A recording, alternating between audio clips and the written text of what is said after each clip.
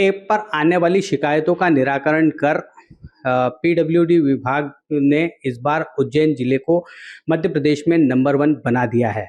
हमारे साथ हैं कार्यपालन यंत्री अजय यादव जी। हम उनसे जानेंगे कि उज्जैन में उनके आने के बाद विभाग में ऐसा क्या हुआ कि ये जो विभाग है ये नंबर 1 पे आ चुका है। जी सर, बताएं। नमस्कार। ऐसा कुछ विशेष नहीं किया गया।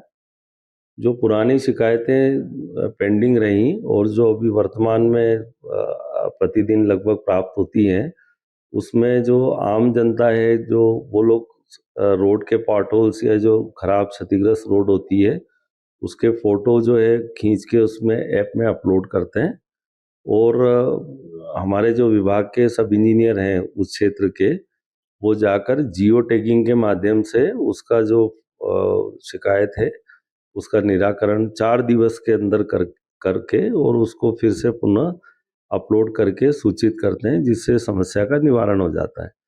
कितनी शिकायतें इसमें आई थी और इसके लिए क्या फार्मूला अपनाया गया? क्या ऐसी शिकायतों के लिए आपने जो इंजीनियर थे उन्हें बताया या उनकी कोई जिम्मेदारी इसमें तय की गई? इसमें 4 दिवस के अंदर अगर निराकरण नहीं होता है तो ऑटो जनरेटेड सॉफ्टवेयर के माध्यम से कारण बताओ सूचना पत्र शोकाज नोटिस जारी हो जाता है। तो यही जानकारी सभी को दी गई कि भाई आप अपना समय सीमा के अंदर जाके शिकायत का निवारण करें। इसके लिए कोई और विशेष प्रक्रिया या दबाव नहीं बनाया गया।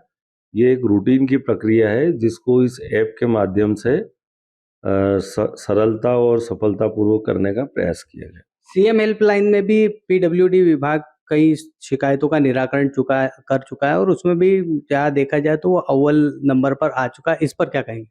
ये भी एक सामान्य प्रक्रिया है। इसके लिए माननीय कलेक्टर महोदय द्वारा प्रत्येक टीएल मीटिंग में सीएम हेल्पलाइन की बड़ी गहन और बारीकी से वो चर्चा की जाती है। तो ये प्रयास इसीलिए किया जाता है कि आम जनता का जो समस्याएं हल नहीं हो रही हैं उसका समय सीमा में निराकरण हो जाए। यादव जी, मैं ये जानना चाह रहा था कि आम जनता किस तरीके से इस ऐप का उपयोग कर सकती है और जैसे शहर में अभी हम देखें यहाँ तो उज्जैन में तो विकास कार्य चल रहे हैं, लेकिन कई एनएच की सड़कें हैं, कई 4 लेन सड़कें, 6 लेन सड़कें, वहाँ पे भी इस तरह की परेशानी अगर व्यक्ति देखता है तो वो किस तरह से इस शहर के या ग्रामीण जनता लोकपथ ऐप को आप डाउनलोड कर सकते हैं मोबाइल पर और बड़ा एक आसान प्रक्रिया है। उस प्रक्रिया को आप पूरा करके उस स्थान का फोटो खींच के जियो टैगिंग या लोकेशन डाल के आप उसको अपलोड कर सकते हैं। ऑटोमेटिकली मतलब अपने आप ही जो है उसका निराकरण आपको उसी ऐप के माध्यम से उसकी सूचना प्राप्त हो जाती है।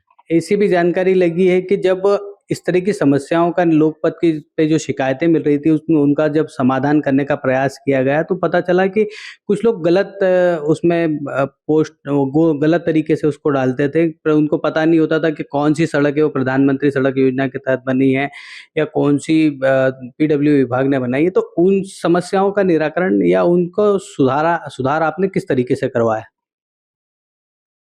जो हमारे माननीय लोक निर्माण विभाग मंत्री जी हैं उनके द्वारा ये निर्देशित किया गया था, यदि अगर कोई दूसरे विभाग की भी जो सड़क, जैसे सीएम हेल्पलाइन में भी कई बार जिनको जानकारी नहीं रहती है आम जनता को, तो वो कि प्रधानमंत्री वैसे आजकल सभी को जानकारी है, लेकिन कभी कभी ये चूक हो जाती है, तो हमारे द्वारा उस शिकायत को ट्रांसफ़र करके संबंधित विभाग को अवगत करा दिया जाता है। यदि आप संबंधित विभाग या कोई भी अगर उस मोबाइल नंबर पे चर्चा करके उन्हें संतुष्ट कर देगा तो वो शिकायत अपने आप उनकी जो है स्वतः समाप्त हो जाएगी। तो ये थे हमारे साथ में कार्यपालन यंत्री अजय यादव जी, जिन्होंने बताया कि उनके यहाँ आने के बाद में ऐसा कुछ तय नहीं किया गया है, लेकिन उन्होंने कार्य करने का अपना तरीका अपनाया है, जिसके कारण मध्य प्रदेश में उज्जैन जिला अब अव्वल बन चुका है। अमर उजाला के लिए उज्जैन से नीलेश नागर की खबर। आपके राज्य की खबरें, आपके शहर की खबरें सबसे पहले जानने के लिए देखते रहें अमर उजाला। चैनल को सब्सक्राइब जरूर कर लें और पाएं हर अपडेट।